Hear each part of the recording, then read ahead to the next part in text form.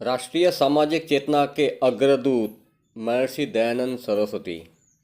महर्षि दयानंद सरस्वती रात्रि के समय आसन लगाकर बैठे थे।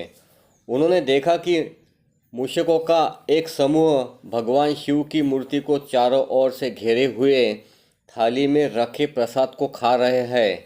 महर्षि दयानंद ने इसे देखकर विचार किया कि जब भगवान स्वयं के प्रसाद की रक्षा नहीं कर सकते तो फिर मनुष्य इनसे इतनी अपेक्षाएं क्यों रखता है। इस घटना ने स्वामी दयानंद पर गहरा प्रभाव डाला और वे ईश्वर तत्व के मूल एवं आत्मज्ञान की खोज में घर छोड़कर निकल पड़े। ज्ञान की खोज में उनकी मुलाकात अपने गुरु श्री विरजानंद से हुई। महर्षि दयानंद ने इन्हीं से योग विद्या एवं शास्त्र ज्ञान की शिक्षा प्राप्त की और श्री विरजानंद ने महर्षि दयानंद से गुरु दक्षिणा के रूप में समाज में व्याप्त कुरीति, अन्याय और अत्याचार के विरुद्ध कार्य करने का संकल्प दिलाया। दयानंद जी ने अपने गुरु आदेशानुसार प्राणपण से जुट पड़े।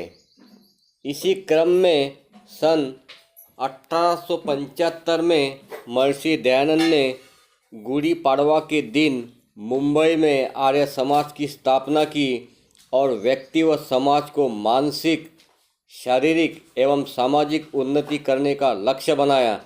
स्वामी दयानंद जी ने जब स्वयं कहा कि आर्य समाज का मुख्य धर्म मानव धर्म है, जब स्वामी जी के इस फैसले का देश के कई बड़े विद्वानों ने विरोध किया, परंतु स्वामी दयानंद के प्रामाणिक और तार्किक ज्ञान ने सभी को सत्य पर चलने के लिए विवश कर दिया।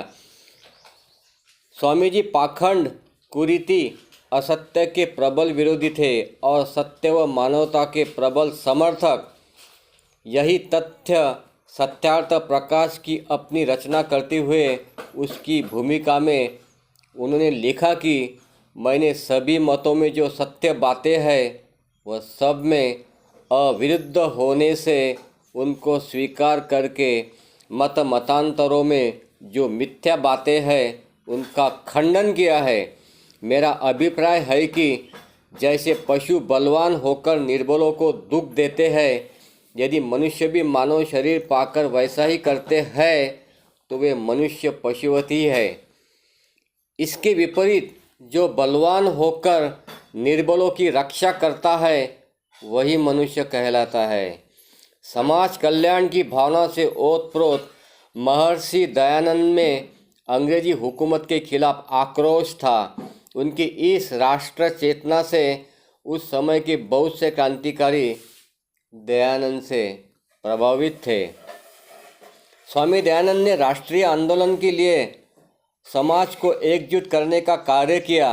अपने समाज उत्थान आंदोलन में कई स्थान पर स्वामी जी को अपमानित होना पड़ा, क्योंकि महर्षि दयानंद सभी धर्मों में व्याप्त कुरीतियों के पुरजोर विरोधक थे।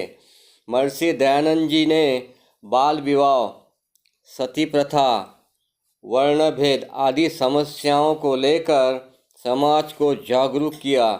इन समस्याओं के समाधान का मार्ग बतलाया। महर्षि दयानंद ने नारी शिक्षा, नारी समानता और विधवा विवाह, पुनर्विवाह के लिए लाखों लोगों को अपने विचारों से समाज को सहमत किया। आज ज़रूरत है हम सब उनके मार्ग का अनुसरण करें। ऐसे महापुरुष महर्षि दयानंद का जन्म 12 फरवरी 1824 को गुजरात के टंकारा में हुआ था। उनके जन्म का नाम मूलशंकर तिवारी था तथा पिता का नाम अम्बा शंकर तिवारी, माता अमृताबाई था। इनकी माँ एक गृहिणी और धार्मिक महिला थी। बचपन से ही स्वामी दयानंद कुशाग्र बुद्धि के धनी थे। आगे चलकर घर के धार्मिक वातावरण और माता के दिव्य संस्कारों का बालक दयानंद पर गहरा प्रभाव पड़ा और बाल्यकाल से ही उन्होंने उपनिषदों, वेदों, धार्मिक पुस्तकों का न केवल गहन अध्ययन प्रारंभ किया, अपितु इस सब के प्रभाव से महर्षि दयानंद ने जीवन भर ब्रह्मचर्य का पालन किया। आइए हम सभी उनके जीवन मूल्यों से जुड़े और अपने जीवन को सफल बनाएं। ओम शांति शांति शांति।